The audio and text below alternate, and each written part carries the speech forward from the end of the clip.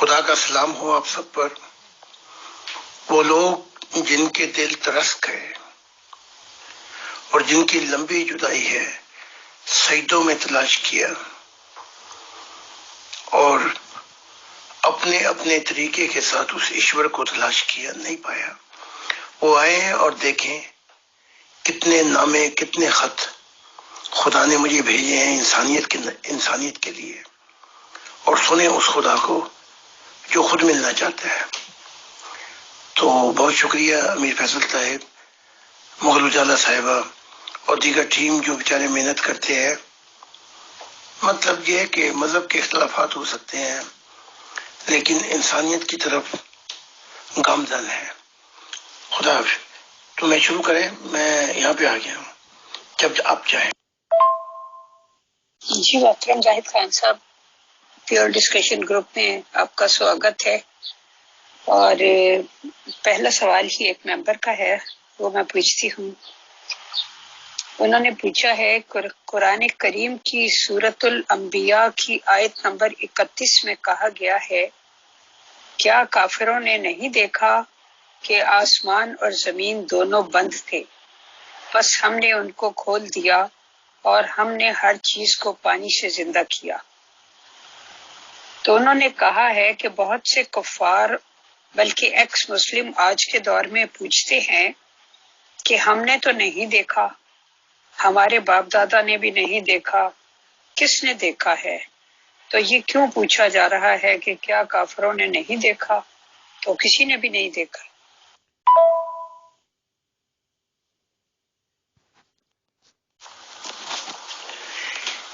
یہ تمثیل کہی جا رہی ہے اور اس تمثیل کے پیچھے ایک بڑی لمبی کہانی ہے محبت الہی کی۔ بات ہو رہی ہے پانی کی۔ تورات بھی کہتی ہے کہ کیا خدا کا تخت پانی پہ جنبش کرتے تھے۔ اب قرآن بھی کہہ رہا ہے کہ دونوں منہ بند تھے، کوئی زندگی کا اظہار نہیں تھا۔ مطلب یہ ہے کہ انسان نام کی کوئی چیز نہیں تھی جس کے بارے میں کوئی بات یا تکرار کی جاتی ہو۔ تو پانی کیا ہے، اس کو پہلے سمجھ لیں۔ اس پانی کے اندر دو ایلیمنٹ ہیں، ہائیڈروجن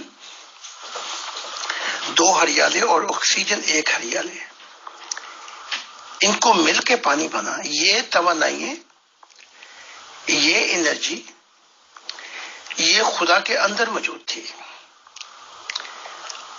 اور اس سے بھی زیادہ ان گنت توانائی تھیں۔ اس لیے محبت تمام انرجیز کی ماں ہے۔ جیسے شعور جو ہے نا، وہ ماں ہے دماغ کی، جو سکون دلا دیتا ہے۔ تو کہا جا رہا ہے کہ جو کافر ہیں یعنی کہ اندھے ہیں، وہ بھی دیکھ پائیں گے، کیونکہ ان کی اپنی زندگی جو ہے یہ بھی پانی سے ہی شروع ہوتی ہے۔ یعنی کہ اگر اپنی نشانیوں پہ غور کر لیں تو یہ آسمان اور زمین جو منہ بند تھے، یا خدا کا تخت پانی پہ جنبش کرتا تھا، ان کی اگر یہ غور و فکر کریں تو ان کی زندگی بھی پانی سے شروع ہوتی ہے۔ یعنی کہ وہ توانائی، وہ انرجی جو خدا سے کے پاس تھی، ان سے یہ زندگی کا اظہار ہوتا ہے۔ لیکن ان سب توانائیوں کے پیچھے وہ کہہ رہا ہے جو زندگی حقیقت میں آئی وہ میں تھا۔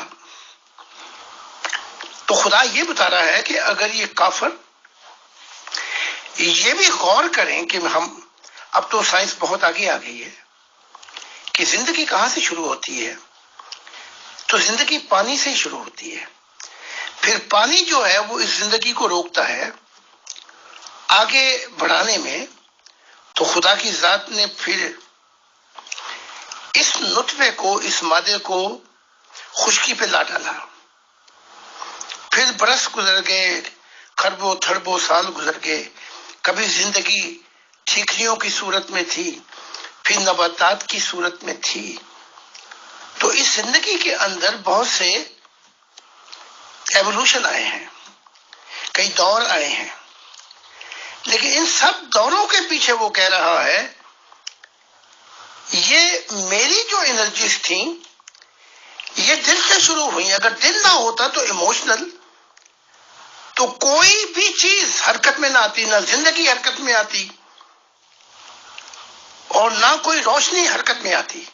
तो ये मजमून है, जरा लंबी हो गई, माफ करना।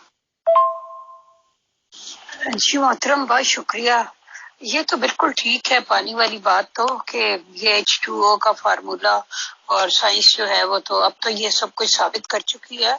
मेरा ये ख्याल है कि पूछने वाला जो है वो इस लफ्ज के ऊपर अटका हुआ है कि जो कहा गया है क्या काफिरों ने नहीं देखा, तो वो कह रहे हैं हमें क्यों कहा जा रहा है कि आपने नहीं देखा।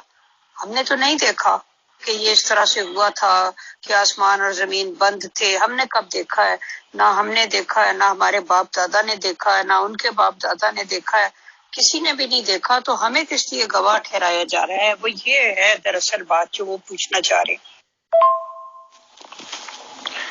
कुरान का ये तर्ज बयां है, इसी तरीके से पैराओं में बात करता है, क्या तुमने नहीं देखा, बार बार करता है, दोहराता है। तो ये भी कहता है उस वक्त को याद करो। हम कैसे याद करें, हम तो थे ही नहीं। तो ये जो तमसीलें हैं इनका बयां इसी तरीके से होता है।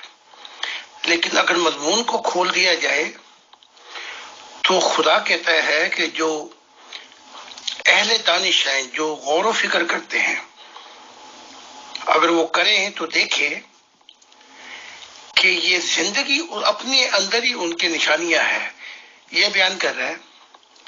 और आज का दौर माशाल्लाह बड़ा बरकत वाला दौर है कि बताया जा रहा है इन पहेलियों को कि इनका असल मतलब क्या है। एक तो ये बात है। दूसरी बात ये है कि गो अरवाह आलम अरवाह में एक ना खत्म होने वाला वक्त था, ये वहां पे मौजूद थी। इन्होंने बहुत से मुशाहिदे भी किए। फिर इनकी याददाश्त बुला के इनको फिर मौका दिया गया क्योंकि ये बिगड़ गई थी। तो जब हम कामलियत की सीढ़ियों पे कदम रखते हैं तो फिर वो याददाश्त वापस आ जाती है। फिर वो जन्म जन्म जहां हमने गुजारे हैं रूह की दुनिया में, यहाँ पे आके हिंदू मजहब जो है बहुत ही अजीब बात करता है। हाँ, वो कट जाता है सिलसिला पुलों का, लिहाजा हिंदुओं को समय नहीं लगती, मुसलमानों को समय नहीं लगती। तो वो ये कि वो जन्म जन्म जो हमने गुजारे हैं, खरबों और उससे अनगिनत वक्त, वो याददाश्त कामिल इंसान फिर वो देख लेता है कि मैं किन किन जहानों में जिंदगी गुजार चुका हूं। तो वो मुशाहिदात उनको याद करा के भी ये बात कही जा रही है, क्या उन्होंने नहीं देखा? तो ये अनदेखी और देखी कहानी है।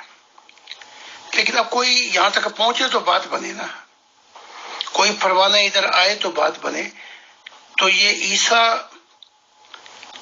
ईसा इब्ने क्या कहते हैं, मैं जकरिया कहता हूँ, मरियम, हाँ, ईसा इब्ने मरियम का भी ये तर्ज बयां था। लेकिन बात हो रही है कि उनको समझाया जा रहा है। जी मोहतरम, बहुत बहुत शुक्रिया। अगला सवाल एक मेंबर का है, मैं जरा उनकी विंडो से लेके यहाँ पोस्ट करती हूँ। जी मोहतरम, ये मेंबर जो है ये लिखते हैं, इंसान खुदा खौफी करते हुए आपकी तालीमात पर तवज्जो तो देना चाहता है, लेकिन उसको वहाँ किसी अक्लो फहम को अपील करने वाली तालीम की बजाय महज माफाकुल फितरत किस्से कहानियां ही मिलती हैं जो इंसान को मजहब बल्कि खुदा से ही मुतनफ्फर कर देती हैं। अगर ऐसा होता तो اکثریت جو ہے یورپ میں ان کی روحانی حصے نہ کھلتی، اور 17 نبی خدا کو نہ ملتے ہیں، تو یہ دیکھنے والے کی آنکھوں کا قصور ہے۔ لیکن اگر وہ دیکھے، ان تعلیمات سے ترتیب کے ساتھ بتایا جا رہا ہے کہ روحانیت کی سیڑھیاں کیا ہیں، وہ کیا چابی ہیں۔ اس طرح میں ان کو ایک اور مثال دیتا ہوں، حتیٰ کہ مذہب کی تعلیمات میں بھی چیدہ چیدہ نشانیاں ملتی ہیں۔ اگر کوئی چاہے تو ایک جگہ کہا جا رہا ہے کہ بن دیکھے بس ایمان لاؤ، ایک جگہ ایمان کا پردہ اٹھایا جا رہا ہے اور انہیں دکھایا جا رہا ہے، بشارتیں دی جا رہی ہیں، ایک جگہ ان کا خوف جو ہے دور کیا جا رہا ہے، الا ان اولیاء اللہ لا خوف علیہم ولا هم یحزنون، اور ایک جگہ ان کا خوف غم دور کیا جا رہا ہے اور پردے اٹھا کے دوستی کی جا رہی ہے روحانیت میں، ایک جگہ ان کو بلایا جا رہا ہے۔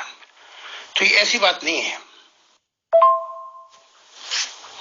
اصل بات یہ ہے جو ان صاحب کا جواب ہوگا کہ مذہب کہتا تھا کہ بن دیکھے ہی یقین لاؤ، یعنی اس دنیا میں جب تم اپنا قدم رکھو، یہ روحانیت کی دنیا ہے، یہ روح کی خوشیوں کے معاملات ہیں، یہاں مثبت انداز سے قدم رکھو، مطلب یہ کہ پازیٹیو انداز سے۔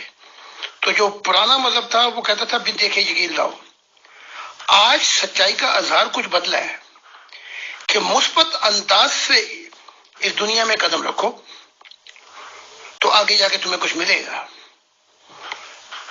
تو اب جب کوئی شخص منفی طریقے سے آتا ہے، نیگیٹو اور کرٹیکل دیکھتا ہے چیزوں کو، تو وہ آتا بھی خالی ہے اور جاتا بھی خالی ہے۔ تو یہ روحانیت کی راہ کی پہلی فاؤنڈیشن ہوتی ہے۔ ہاں، اگر سائنس اور چیزوں کو ڈسکور کرنا ہے تو وہ دماغ استعمال کرتا ہے، ایکسپیریمنٹ ہوتے ہیں، لیکن یہاں جو معاملہ ہے روحانیت کا وہ تو قطعی ہے، کیونکہ اگر یہ قصے کہانیاں ہوتی ہے تو ہزاروں لوگوں کی روحانی حصے نہ کھل جاتی، 17 نبی نہ مل جاتے، یا بعد میں پیروی کرنے والے جو ہے اور نہ آتے وہ یہ بتاتے۔ تو یہ باقاعدہ قاعدہ اور اصول ہے، جیسے آپ ڈاکٹر بننے کے لیے یونیورسٹی جاتے ہیں، میڈیسن اسٹڈی کرتے ہیں، پھر ایگزامینیشن دیتے ہیں، بالکل روحانیت کی ایک چابی ہے۔ جی محترم، بہت شکریہ۔ آپ کا جواب سننے سے ایک سوال میرے ذہن میں بھی پیدا ہوا، وہ یہ کہ جس طرح آپ نے اب اللہ تعالیٰ سے حکم پا کر گزشتہ انبیاء کی سیکرٹ ٹیسٹمنیز لکھی ہیں، اسی طرح حضرت یوسف علیہ السلام اور دیگر بعض انبیاء کی جو واقعات آئے ہیں قرآن کریم میں، وہ بھی شاید اسی طرح پیغمبر اسلام صلی اللہ علیہ وسلم کو معلوم ہوئے ہوں، کیونکہ ظاہر ہے وہ حضرت یوسف علیہ السلام کے زمانے میں تو نہیں تھے، لیکن بہت ہی وضاحت کے ساتھ انہوں نے وہ واقعات بیان کیے ہیں، ان کے بچپن سے لے کے پھر ان کے وہاں پہ جا کے فائنانس منسٹر بننے تک کے۔ تو اس کا مطلب ہے کہ انہیں بھی یہ سارے مناظر دکھائے گئے، لیکن لوگ کہتے ہیں کہ انہوں نے بائبل اور تورات میں سے دیکھ کے لکھ لیے۔ سچائی جو ہے وہ تو یونیورسل ہے، اس یونیورسل سچائی کو جیسے یوسف کا واقعہ بائبل بھی بیان کرتی ہے، تورات، اولڈ ٹیسٹمنٹ، اور پھر آگے پھر قرآن بیان کرتا ہے۔ تو جو یونیورسل سچائی ہے، جیسے میں نے ہمیشہ کہا ہے، اس کا اظہار بدل جاتا ہے، تو قرآن اس کے کچھ اور پہلو روشن کرتا ہے۔ تو یہ بالکل ممکن ہے، اگر محمد صاحب کی ملاقات ہو سکتی ہے، دجال کو بھی دیکھتے ہیں، عیسیٰ کو بھی دیکھتے ہیں، پھر اپنے امام کو بھی دیکھتے ہیں، تو کیا یوسف سے نہیں مل سکتے؟ بھائی محمد عربی، میں نے ہمیشہ محمد عربی محمد رسول کہا ہے، تو روحانی حصے کھلی تھی. ہر نبی کی روحانی حصے اس کی روحانی ترقی کے مطابق کھلی ہوتی ہے. تو یہ کہنا ہے کہ محمد صاحب نے ہمارا قرآن، ہماری تورات چوری کر لی، یہ سچائیاں تو یونیورسل تھیں. اب جیسے یوسف میرے پاس بھی ہے، اب جیسے جب یعقوب جو آپ یعقوب علیہ السلام کہتی ہیں، ان سے تو ملاقاتیں ہوتی رہتی ہیں. تو ایک موقع پہ انہوں نے کہا کہ یوسف آپ کو تلاش کرتا ہے تو آپ انہیں موقع دیں. تو پھر یوسف سے میری ملاقات ہوئی، جسے آپ یوسف علیہ السلام کہتی ہیں. تو انہوں نے اپنی زندگی کے کچھ اور پہلو بتائے. اب یہ کہہ دینا کہ نہیں جی وہ تورات سے چوری کر لیے، قرآن سے لے لیے. ایک انسان اپنی زندگی کے بہت سے پہلو بتاتا ہے مختلف انداز کے اندر. تو جو تورات بتاتی ہے یا محمد صاحب نے ملے یا دیکھا ہوگا، اور یا میں بتاتا ہوں، تو اس سے انسان کی پرسنالٹی کے، زندگی کے کئی رخ ملتے ہیں. تو اب عیسائیوں کا تو یہی دعویٰ ہے نا کہ ہماری کتاب چرا دی. تو وہ جو کچھ تھا وہ میں نے بیان کر دیا محمد صاحب کی زبان میں، کہ محمد صاحب یہ کہتے ہیں. انہوں نے کہا یہ ہمارا پتر جو ہے وہ اسلام کو دے دے، بتا دے ہم کیا کہہ رہے ہیں. ایسے عیسیٰ نے کہا، ایسے ہی موسیٰ نے کہا. تو اس چیز کا خیال رکھنا چاہیے ہمیں. جی محترم، بہت بہت شکریہ. اچھا یہ بتائیے کہ حضرت یوسف علیہ السلام جو ہیں وہ نبی کے طور پہ ان کا کیا رول تھا؟ کیونکہ اگر ہم ان کی لائف کے جو بھی واقعات قرآن کریم میں ہیں وہ پڑھتے ہیں، مجھے یاد نہیں پڑتا کہ آپ نے حضرت یوسف علیہ السلام پہ کوئی الگ سے ان کی ٹیسٹمنی لکھی ہے یا نہیں لکھی، تو خیر بتا دیجیے گا وہ بھی. تو میرا یہ کہنے کا مطلب یہ ہے کہ ہم دیکھتے ہیں کہ بچپن ہی میں وہ بہت چھوٹے تھے، تبھی بس ایک خواب کی ان کی انٹروڈکشن ہوتی ہے کہ وہ ایک خواب دیکھتے ہیں. اس کے بعد پھر وہ بھائی ان سے جیلس تھے، پھر کنویں والا واقعہ، پھر بکنے کا غلام کے طور پہ، پھر وہاں آنے کا، اور اس کے بعد زلیخا والا واقعہ، پھر جیل، اور اس کے بعد پھر جیل سے فارغ ہو کے ایک طرح سے وزیر خزانہ بن گئے، اور یہ سب کچھ ہے. تو بحیثیت نبی انہوں نے کیا کام کیے؟ انہوں نے لوگوں کو جس طرح انبیاء اپنا قرآن خدا تعالیٰ کا پیغام پہنچاتے ہیں، اس طرح سے کیا ان کا رول ہے؟ ابراہیم، جسے آپ ابراہیم علیہ السلام کہتے ہیں، ان کا رول تو یہ تھا، یہ ہجرت کر کے آگے اور سے، اور وہ پرومس لینڈ اس کی تلاش میں سرگردہ تھے. پھر اسحاق سے وعدہ لیا کہ وہ یہیں رہے گا کیونکہ خدا نے وعدہ دیا ہے. تو پھر اسحاق نے بھی اپنی زندگی دے دی. پھر یہ یعقوب آتے ہیں. یعقوب جو ہیں انہوں نے اس مشن کو اس طرح آگے بڑھایا کہ قائن حابیل کی کہانی ان پہ جا کے پوری ہو جاتی ہے کامیابی کے ساتھ. ان کے 12 بیٹے ہیں، جن میں ایک ماں سے بنیامین اور یہ یوسف ہیں، باقی لیا اور دوسری عورتوں سے ہیں، لوڑیوں سے. اب جو یوسف کا معاملہ ہے، جو نبوت کہاں سے شروع ہوتی ہے، وہ یہ ہے کہ پہلے ابراہیم، پھر اسحاق اور پھر یعقوب نے فاؤنڈیشن تیار کی. تو یعقوب کو یہ انعام ملا کہ تو اسرائیل ہے. اچھا وہ انعام ملا، لیکن اس انعام کو پورا کس نے کیا؟ وہ یوسف ہے. ان کا مشن جو ہے وہ پوری نبوت وہ ایک خواب میں ہی ہے کہ جب سورج، چاند اور ستاروں نے مجھے سجدہ کیا، باپ کو بتایا، تو اس نے کہا کیا میں، تیری ماں اور تیرے بہن بھائی تجھے سجدہ کریں گے؟ یعنی کہ میں تو نبی ہوں، میں نے اس فاؤنڈیشن کو تیار کیا. تو یہیں، اور پھر یہ بھی کہا کہ اپنے بھائیوں کو مت بتانا، کہیں وہ تیرے دشمن نہ ہو جائیں. یہاں سے یہ ابتدا ہوتی ہے اس پوری کہانی کی. پھر جیسے آپ نے بتایا ان کو بیچ ڈالا گیا، انہیں کنویں سے نکالا، پھر وہ زلیخا کے واقعات ہوتے ہوتے ہیں، پھر قید. اب اس کا جو اصل مشن جو پورا ہوتا ہے یوسف کا، یہ اپنے بھائیوں کو معاف کر دیتا ہے اور باپ کو پیغام بھیجتا ہے کہ تو جشن کے علاقے میں آ جا، جو مصر کا بہترین علاقہ تھا فرعون کا. تو خواب کی تعبیر بتانے سے پہلے یوسف نے اپنا عقیدہ اور اپنا ایمان بتایا کہ میرے باپ دادے کیسے اس ایک اکیلے خدا جو ایک ہی ہے، اور تمہارے خدا کتنے بڑے بت ہیں، اور تم کیوں کو مانتے ہو خدا، لیکن وہ اس خواب کی تعبیر نہیں بتا سکے. تو میرے اپنے خدا کی تعریف کی پہلے یوسف علیہ السلام نے، پھر انہیں بتایا کہ وہ خدا کون ہے، اس کی تعریف، اس کی خصوصیات متعارف کرایا. تو فرعون نے کہا کہ تیرے خدا نے تجھے یہ بتایا ہے تو بتا پھر اس کی تعبیر کیا ہے.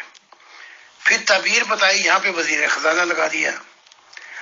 پھر جب انہوں نے معاف کر دیے، جب ان کے بھائی آئے وہاں پر اور انہوں نے دیکھا ان کو، وہ قید پڑا ہوا تھا تو بڑی مصیبت میں تھے، تو پھر انہوں نے اپنے بھائیوں کو معاف کیا.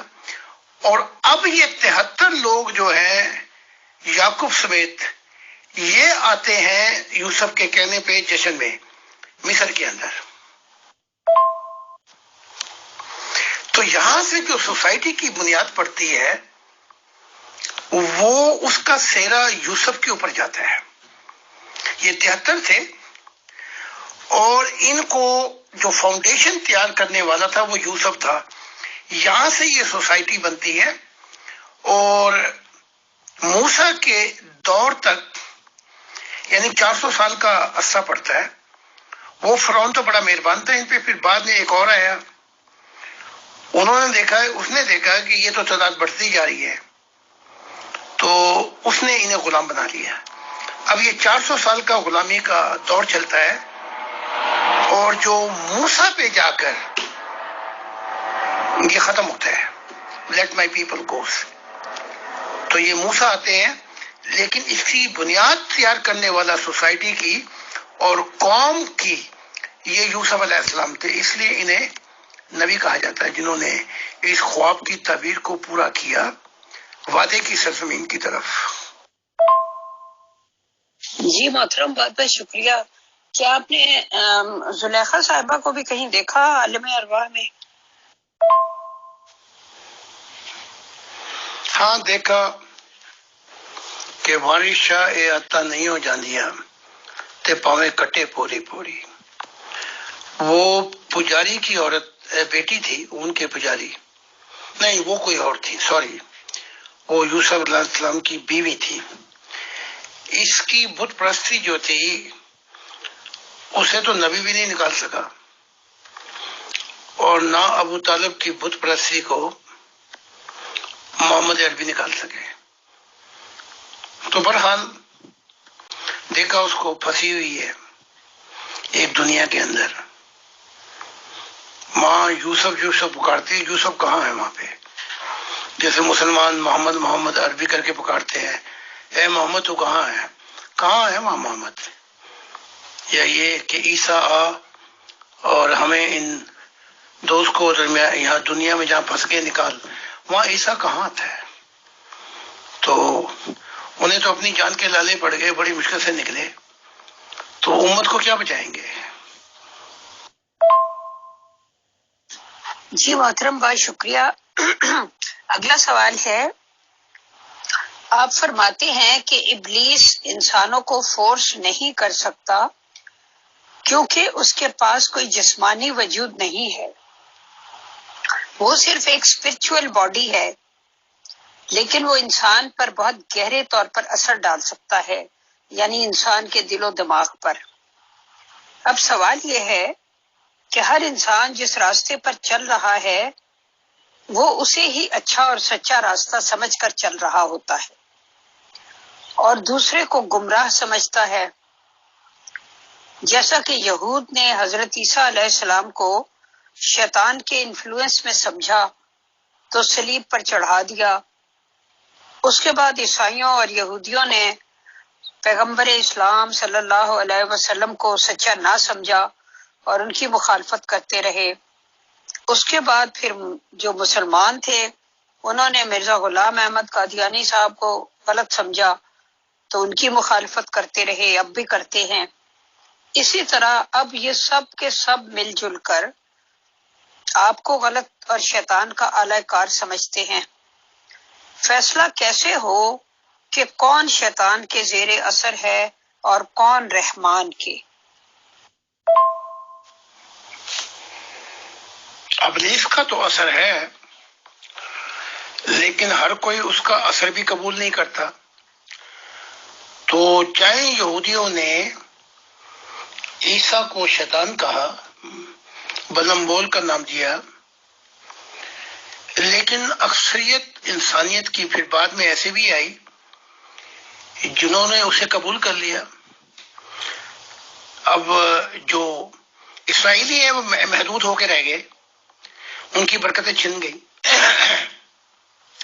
اب عیسائیت دنیا کا نمبر 1 مشن ہے، تو اثر تو قبول کیا عیسیٰ کا۔ پھر محمد صاحب آئے تو دونوں نے انکار کیا، یہودیت نے عیسائیت نے، لیکن اثر قبول کیا، اور آج اسلام دنیا کا 2nd واحد مذہب ہے۔ لیکن سوال یہ ہے کہ کیا انسانیت بیکورڈ جا رہی ہے یا اس میں شعور آتا جا رہا ہے؟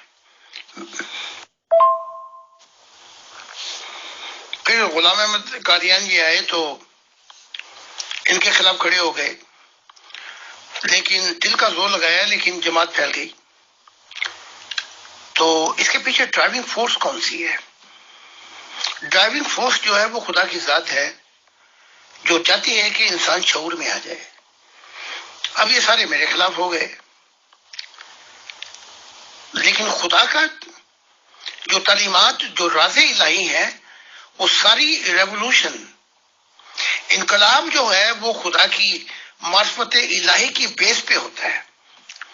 تو اب ہم جس دور میں آ گئے ہیں 21 سینچری، اور جو تعلیمات اب دی جا رہی ہیں وہ شعور کو، شعور کی معراج میں پہنچا کر آگے جانا چاہتی ہیں، کہ انسان کو روحانیت کی دنیا میں داخل کرنا چاہتی ہیں، کہ وہ سنے یا سنائے، بلکہ سفر کر کے خود ہی پہنچ کے دیکھ لے۔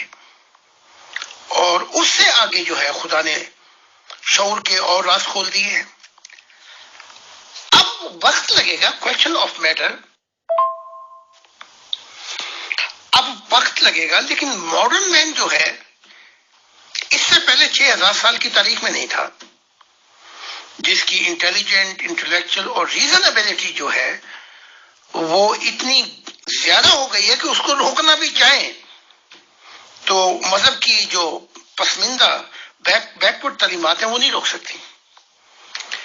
تو ترقی تو ہوتی رہی، یعنی کہ ابلیس بھی اثر ڈالتا رہا، اور انبیاء جو ہیں وہ بھی اپنے اثر ڈال کے یہ سفر جاری ہے۔ اس کی انتہا جو ہائی لائٹ ہے، جو 21 سینچری ہے، وہ یہ ہے کہ خدا خود ہی انسان سے ملنا چاہتا ہے۔ تو اب یہ ہوگا، ابھی تک تو ہماری سونے کی ہتھوڑیاں چل رہی تھی نا، اب خدا کا ہتھوڑا پڑے گا۔ لیکن یہ سب ترقی جو ہے وہ راز الہی کے اندر ہے۔ تو جیسے اب خدا نے کہا ہے کہ اس صدی میں جمہوریت اپنی معراج کو پہنچ کر روحانیت میں داخل ہو جائے گی، یعنی کہ دل کی تعلیمات میں، اور جو دل کی تعلیمات ہوں گی، محبت، ایڈیالوجی، وہ چھا جائے گی۔ بس یہیں سے وہ زندگی کا مقصد پورا ہوتا ہے۔ یہ آڈیو بھی تھوڑی سی لمبی ہوگی۔ جی محترم، بہت بہت شکریہ۔ یہ اگلا سوال ایک ممبر کا ہے، انہوں نے پوچھا ہے، یہ آپ کا کیسا خدا ہے جو آسمان پر تو اپنی ہی بنائی ہوئی مخلوق کو سجدے کرتا ہے، آپ کو کندھے پر بٹھا کر رقص کرتا ہے، لیکن دنیا میں آپ کے لیے ایک بھی معجزہ دکھانے کو تیار نہیں؟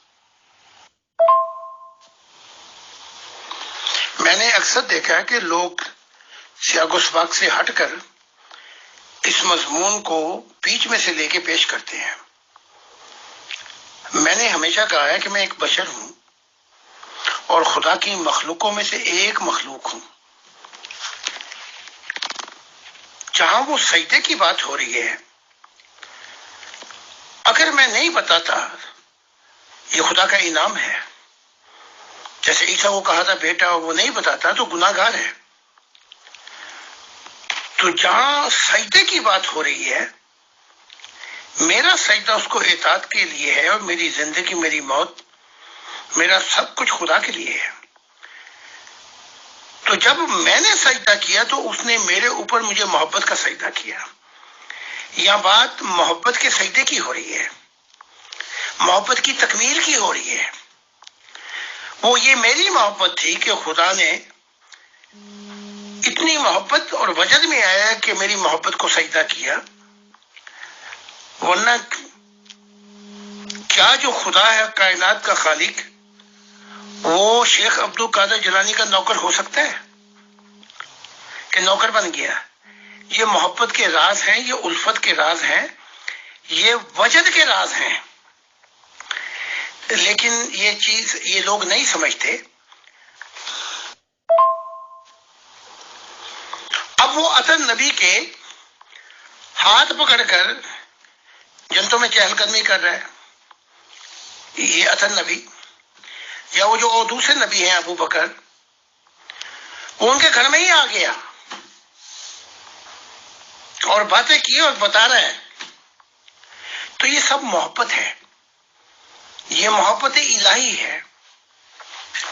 تو اس کو اس طریقے سے دیکھنا کہ خدا چھوٹا ہو گیا، یہ آپ پھر خدا کی محبت الہی اور جس چیز کے لیے اس نے تخلیق کی تھی زندگی، اس پہ ذرا مار رہے ہیں، ہتھوڑا مار رہے ہیں۔ زندگی شروع ہوتی ہے محبت سے، محبت نہ ہوتی تو یہ نور بھی نہ ہوتے۔ جو کانسیپٹ ہے زندگی کا، جو نور کا کانسیپٹ ہے، یہ شروع ہی اس سے، اس کی محبت سے ہوا ہے، موٹیویشن سے۔ اب یہ کہنا ہے کہ وہ کیسا خدا ہے کہ وہ ایک معجزہ بھی نہیں دے رہا مجھے، جو معجزہ مجھے دیا ہے وہ تو کسی انبیاء کو دیا ہی نہیں۔ سارے انبیاءوں کو لائن میں لگا کے کھڑا کر لو اور مجھے ایک طرف کھڑا کر لو، اور میرا معجزہ یہ ہے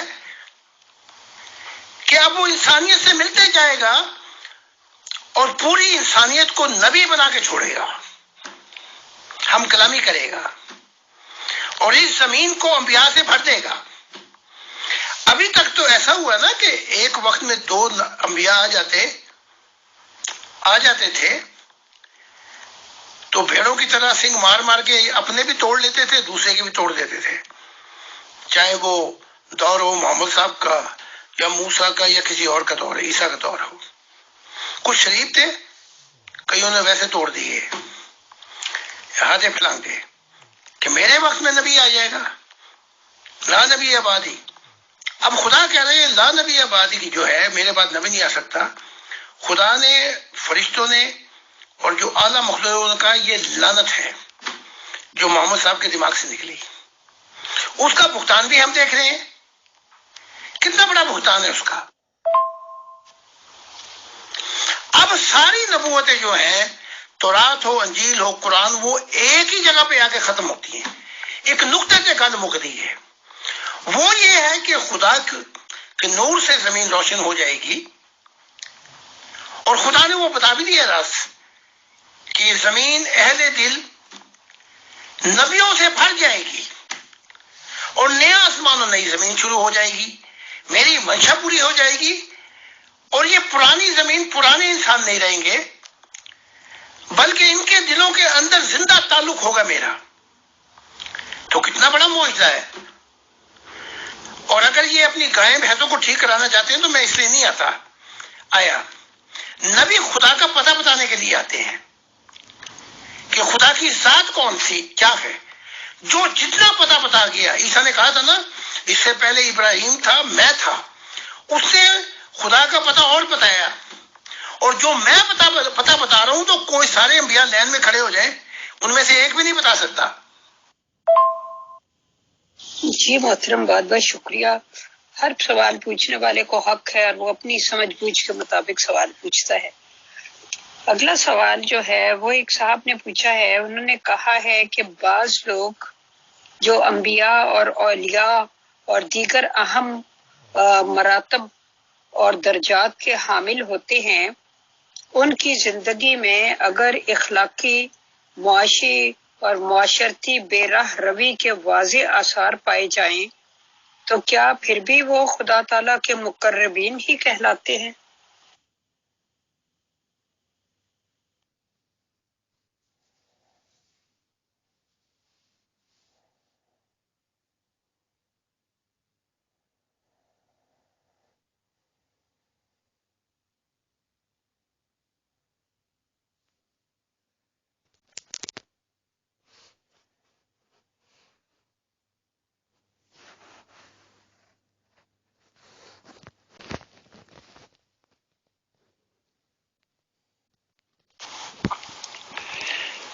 بہت اچھا سوال ہے۔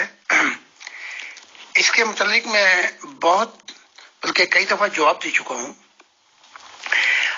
انبیاء یا کوئی غوث ہو، کتب ہو، ابدال ہو، اغیار ہو، کوئی بھی ہو، ان کی زندگی کے دو پہلو ہوتے ہیں، اگر میں سوال صحیح سمجھ پایا ہوں۔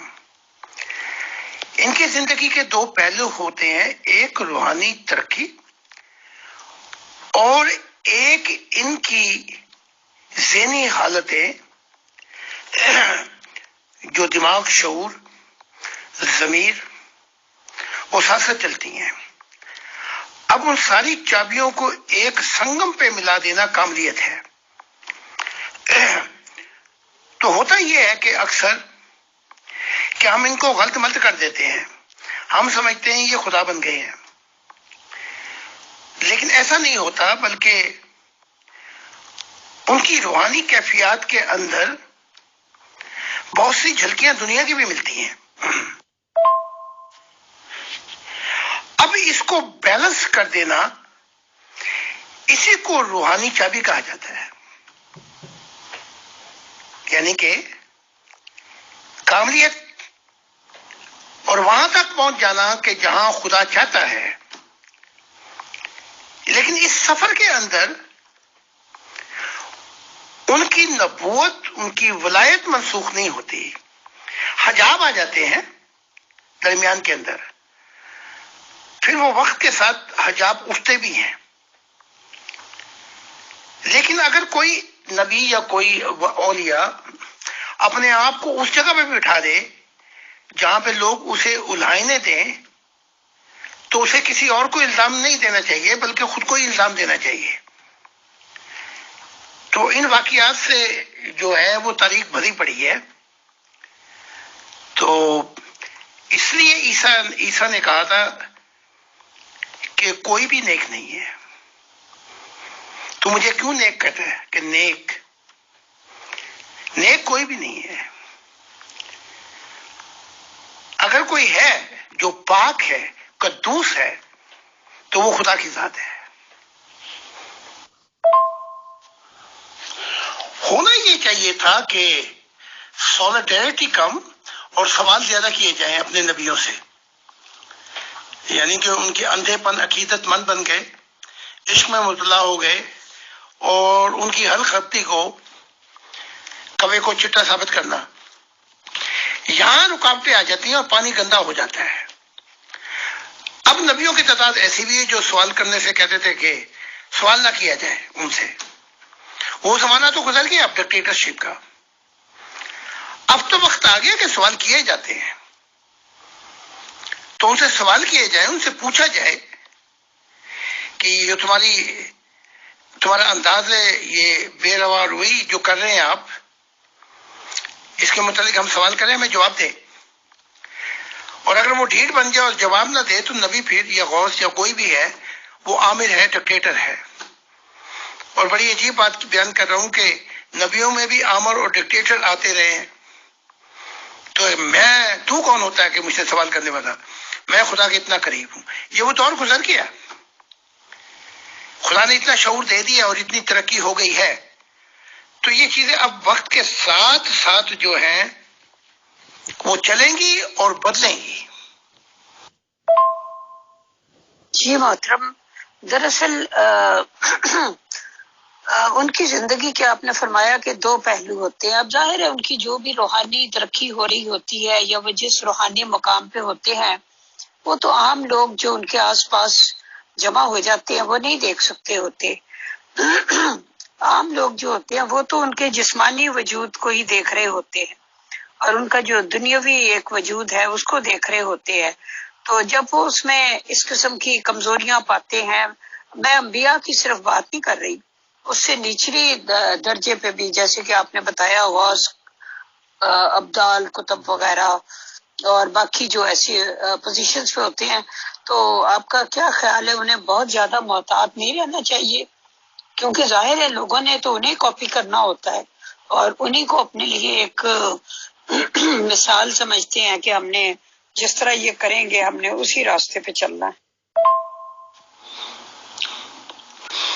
وہ بھی ایک دور تھا، یہ بھی ایک دور ہے، لیکن فرق بتا رہا ہوں. اس وقت کے جو انبیاء تھے وہ سمجھتے تھے کہ ہر چیز یوں ہو جیسے میں کہہ رہا ہوں. اب یہ دور گزر گیا.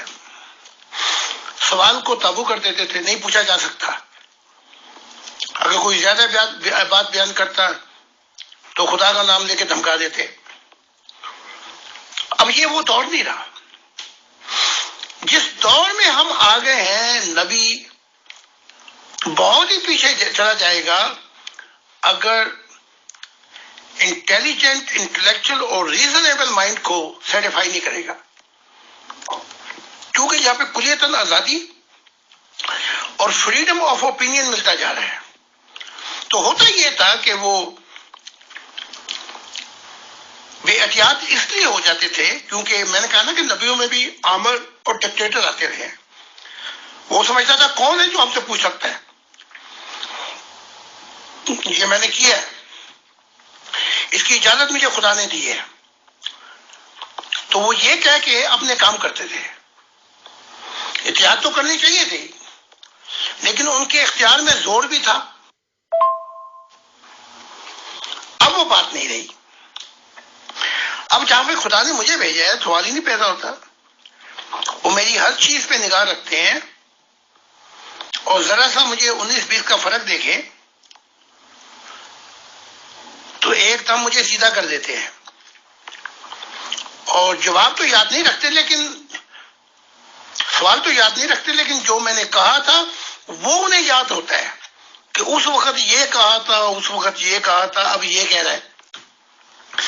یا تیری زندگی جو ہے وہ ڈبل سٹینڈرڈ ہے. تین ہی قسم کے لوگ ہیں نا. وہ یا تو وہ دیکھتے ہیں اس کا قول اور جو فعل ہے اس میں تضاد تو نہیں ہے. پھر ایموشنل لوگ ہوتے ہیں وہ مان جاتے ہیں. پھر انٹلیکچوئل لوگ ہوتے ہیں وہ بڑے کریٹیکل سوال کر دیتے ہیں. تو اب یہ وہ دور نہیں جو پہلے دور تھا. اب اگر کوئی ایسی حرکتیں کرے گا تو مشن کا بھی ستیہ ناش کرے گا اور لوگ اسے متنفر بھی ہو جائیں گے اور خدا کی تعلیمات کو بھی وہ بلاک کر دے گا. بلاک تو نہیں کر سکتا لیکن دشواریاں پیدا کر دے گا جسے ہم وائر پول کرتے ہیں. وقت اور لگے گا. جی محترم، بہت شکریہ. اگلا سوال ایک ممبر کا ہے، میں ان کی ونڈو سے لے کے آپ کو بھیجتی ہوں. جی محترم، یہ صاحب پوچھتے ہیں آپ کا کہنا ہے کہ عالم ارواح میں آپ کو لیکچر دینے کے لیے بلایا جاتا ہے. آپ کے لیکچر یہاں تو کسی کو سمجھ نہیں آتے، اس جہان میں کیا کسی کو سمجھ آ جاتے ہیں؟ کیا وہاں بھی آپ کو پیور ڈسکشن کی طرح روز بلایا جاتا ہے یا کبھی کبھار؟ کیا وہاں بھی کوئی حور میڈم کی طرح سوال کرتی ہے یا آپ اکیلے ہی بولتے رہتے ہیں؟ اتنے بڑے جہاں میں کوئی تو میت ہوگا، اس غم کی بانسری میں کوئی تو گیت ہوگا۔ اگر یہ نہیں سمجھ سکتے جو مشرق سے نبی آئے اور یہ نہیں سمجھ سکے تو خدا مجھے مغرب میں اٹھا کے لے آیا۔ یہ تو بہت سمجھ رہے ہیں۔ میں تو عزائے مہربانی آ جاتا ہوں ان کے گروپ میں، مجھے تو روزانہ گروپ مجھے بلاتے ہیں، کیونکہ ان کے اندر کوئی آرڈر نہیں ہے، کوئی رسپیکٹ نہیں ہے، اس لیے جاہلوں کے گروپ میں میں پھر سوال و جواب کیا کروں؟ ورنہ میرے اتنے کام ہوتے ہیں کہ وہ سب کچھ نکال کے آپ کو وقت تھوڑا سا دینا پڑتا ہے، پھر مجھے رات گئے تک کام کرنا پڑتا ہے۔ تو یہ کہ میں بلایا جاتا ہوں عالم ارواح میں، عالم بالا میں، فردوسوں میں، یہ تو خدا کی عنایات ہے۔ اس نے مجھے اپنا دل کہا، وہ راز الہی جو تم نہیں سمجھ سکتے وہ انہیں جا کے بتاتا ہوں۔ اسی لیے تو خدا نے مجھے اپنا دل کہا کہ جا کے یہ نہیں کہا کہ تو زمین کا مسیح ہے، کہا کہ تو حال اور زمانوں کا مسیح ہوگا، تیری مثال ہر زمانوں پہ دی جائے گی۔ تو جو خدا کے انعامات ہیں ان انعامات کو پورا کرتا ہوں میں، جہاں جہاں لے کے جاتی ہے روح کی دنیا میں جاتا ہوں اور انہیں راہ دکھاتا ہوں۔ کہا گیا تھا نا کہ مشرق سے نبی آئیں گے،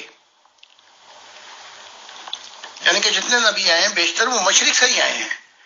اور پھر یہ کہا گیا تھا کہ سورج مغرب سے طلوع ہوگا۔ دیکھو خدا نے سورج مغرب سے طلوع کر کے دکھایا کہ نہیں؟ مجھے اٹھایا اور مغرب میں لے کے آیا اور یہاں سے وہ تعلیمات کا سلسلہ شروع کیا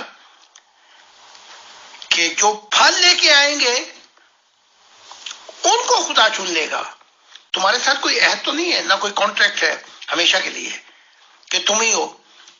جو قوم بھی کوئی پھل لے کے آئے گی اس کا خدا ہوگا۔ اگر تمہیں سمجھ نہیں آ رہی، میں کوئی بھائی پیور ڈسکشن کا نبی تھوڑی ہوں، یہ تو عنایات ہیں کہ انہوں نے انسانی نام پہ کوئی ایسی بیسس کی ہوئی ہیں۔ تو میں کہتا ہوں ٹھیک ہے، کیونکہ رسپیکٹ کی جاتی ہے، انسانیت کا احترام کیا جاتا ہے، اور پھر ان کے ساتھ تعلق بھی بہت ہے امیر فیصل صاحب کے ساتھ۔ تو اس ماحول کے اندر سوال و جواب ہوتے ہیں، اچھے ماحول کے اندر۔ ورنہ میں یہ سینکڑوں گروپ ہے، میں ان کو کچھ سمجھتا ہی نہیں، کیونکہ مجھ پہ اور بہت کام ہوتا ہے۔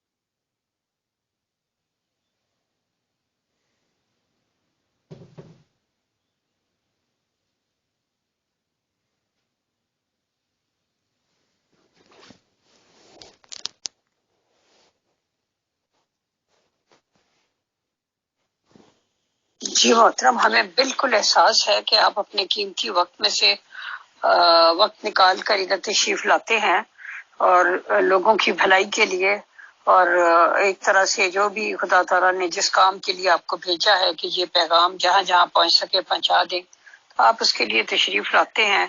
اب یہاں لوگ اپنی آنکھیں کان بند کر لیں تو ہم کیا کر سکتے ہیں؟ تو بہرحال ہمیں ہمارے دل میں آپ کے لیے بہت رسپیکٹ ہے۔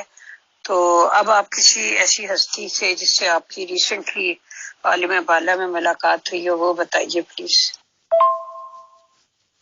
دوسری بات یہ ہے کہ ظاہر ہے ہمارے پاس کچھ پوچھنے کے لیے نیا ہے اور آپ کے پاس کچھ بتانے کے لیے نیا ہے، تو تبھی یہ پروگرامز جو ہیں یہ ایک تواتر کے ساتھ ہو رہے ہیں۔ اللہ تعالیٰ کے فضل و کرم سے آج جو پروگرام ہے اس کا اور جو یہ سیشن ہے یہ 137 نمبر سیشن ہے، اور بغیر کسی موضوع اور بغیر کسی مطلب کے تو ظاہر ہے یہ بات چیت نہیں ہو رہی۔ کچھ نہ کچھ تو کہا جا رہا ہے، کچھ نہ کچھ تو سنا جا رہا ہے۔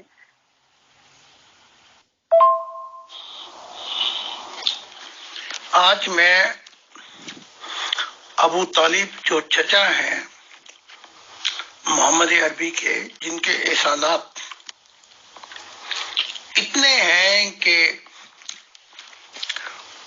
کل صحابہ بھی ایک طرف ہو جائیں، جس طرح انہوں نے ان کے مشن کو دفاع کیا، مصیبتیں اور برداشت اور اسی غم کے اندر چل گئے۔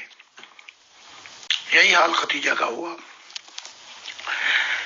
تو جب میری ملاقات ہوئی اپنا ابو طالب سے، تو اب اندر کا رات میں بتا رہا ہوں آپ کو، جو محمد صاحب بھی نہیں سمجھ سکے اس وقت۔ محمد صاحب یہی کہتے رہے کہ میرے کان میں کلمہ پڑھ دو، اور جو قریش تھے، جو عرب کے سردار تھے، انہوں نے بھی کان نزدیک کر لیے کہ دیکھتے ہیں یہ ابو طالب محمد عربی کے کان میں کیا کہتا ہے۔ لیکن ابو طالب نے وہ کلمہ نہیں پڑھا اور بتوں کی حمایت کرتے ہوئے چلے گئے۔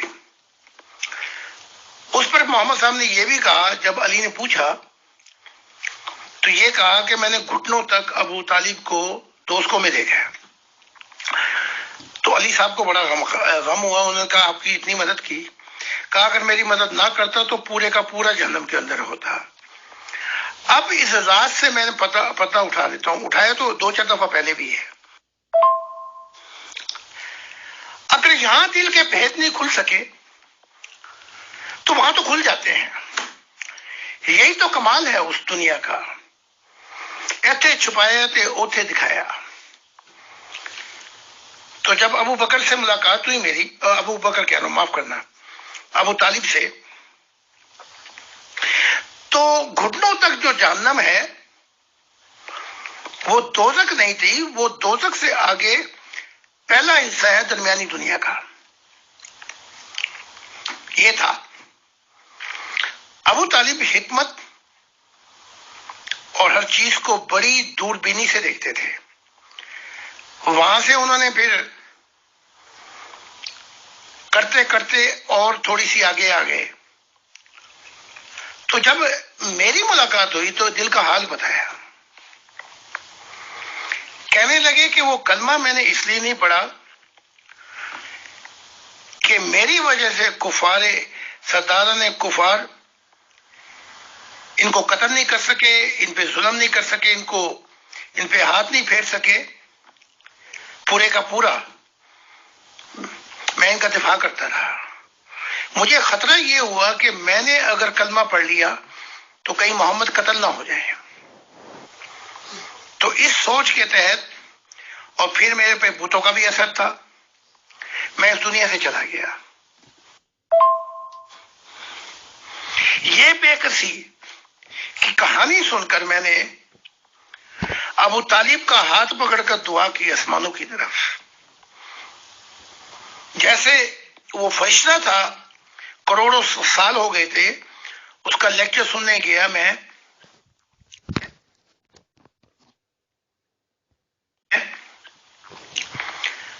تو جب چلنے لگا اس کے لیکچر سے وہاں سے مجھے وجد آ گئے. چلنے لگا تو اس نے میرا ہاتھ پکڑ لیا کہ میرا ایک کام کر جا, مجھے کروڑوں سال ہو گئے ہیں, میں آگے نہیں جا سکا. تو میں نے کہا بھائی میں تیرے لیے کیا کروں, تو میرا استاد اور میں طالب علم. اس نے کہا نہیں, تیری دعا جو ہے وہ بڑی اثر رکھتی ہے, اگر تو دعا کر دے. تو میں نے دعا کی تو وہ کہیں کا کہیں پہنچ گیا فرشتہ اگلے جانوں میں.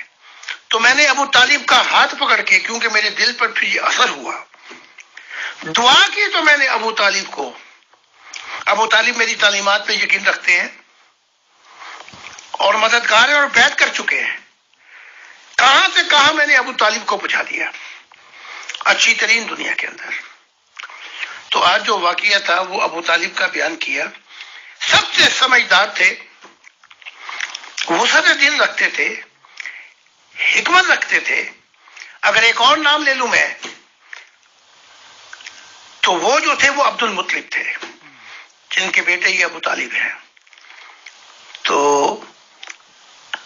عالم ارواح میں بھی بہت سی چیزیں ہوئیں ابو طالب اور محمد صاحب کے درمیان, تو ابو طالب خاموش ہو گئے.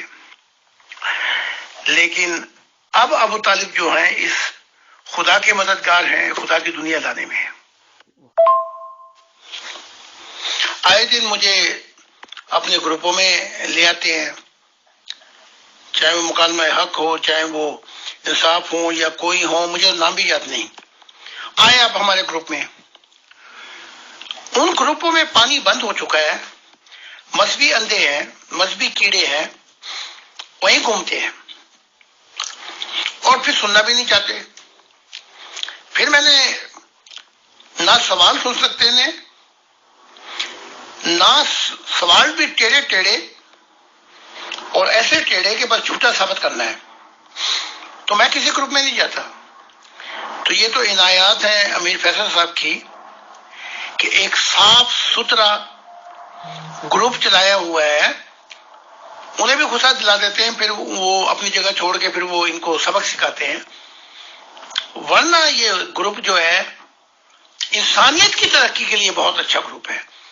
لہذا میں آپ کا دلی شکر ادا کرتا ہوں, امیر فیصل کا نہایت سال شکر ادا کرتا ہوں, بلکہ ہمارے میں انس اور محبت بھی ہے, اور یہ دیگر ٹیم جو ہے ان کا بھی شکریہ ادا کرتا ہوں کہ آپ نے یہ سوال و جواب کر رہی ہیں, اور اس کا جو نتیجہ ہے وہ انسانیت کی بھلائی ہے کہ وہ اپنے مقصد کو پا لیں.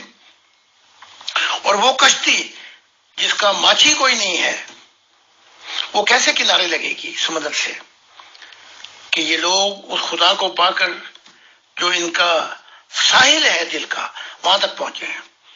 Thank you. جی محترم, بہت بہت شکریہ.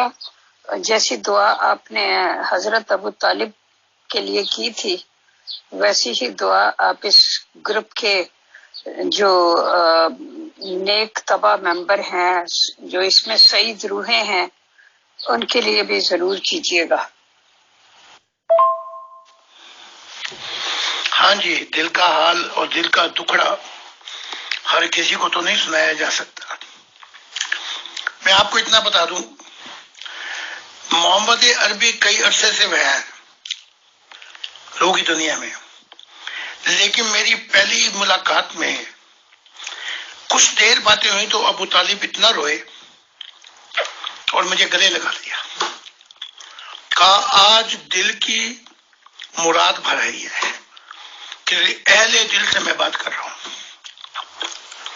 اور مان گئے کہ آپ خدا کے دل کی ترجمانی کر رہے ہیں. اور یہی بات میں نے عبد المطلب میں دیکھی.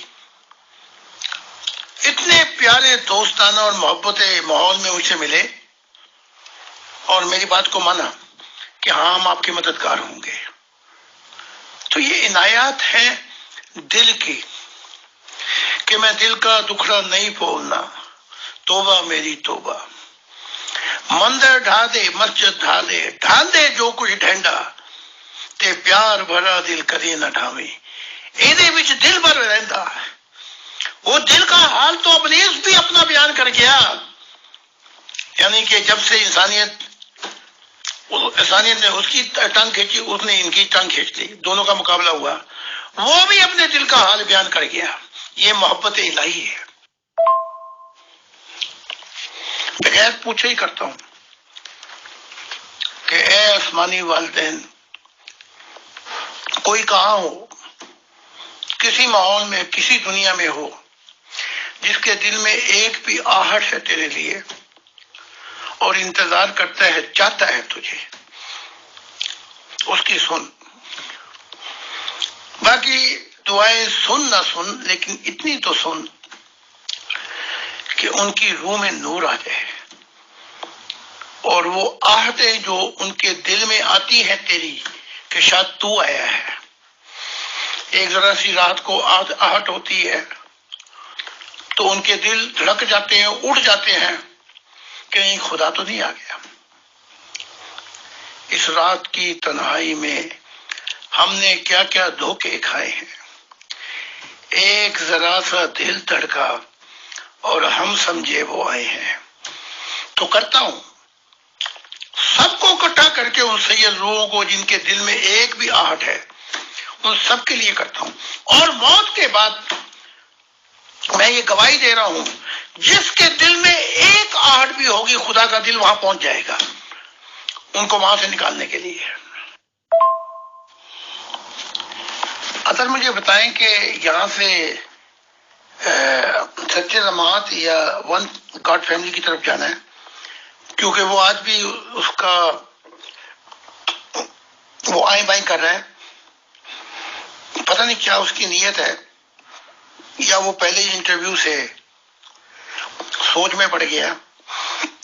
بہرحال ہم وقت ضائع کیے بغیر آپ مجھے لے چلیں، کیونکہ مجھے بعد میں اور بہت کام کرنے ہیں، تاکہ پھر کیونکہ رات گئے تک نمٹانا بڑا مشکل ہو جاتا ہے، تو مجھے بتا دیں۔ جی محترم فیصل بھائی شاید بزی ہیں، تو میں ان کی طرف سے بھی اور اپنی طرف سے بھی اور پیور ڈسکشن ٹیم کی ساری ایڈمن ڈسکشن کی ایڈمن ٹیم کی طرف سے بھی تہہ دل سے آپ کا شکریہ ادا کرتی ہوں، اتنا وقت آپ نے دیا۔ جزاکم اللہ واحسن الجزا۔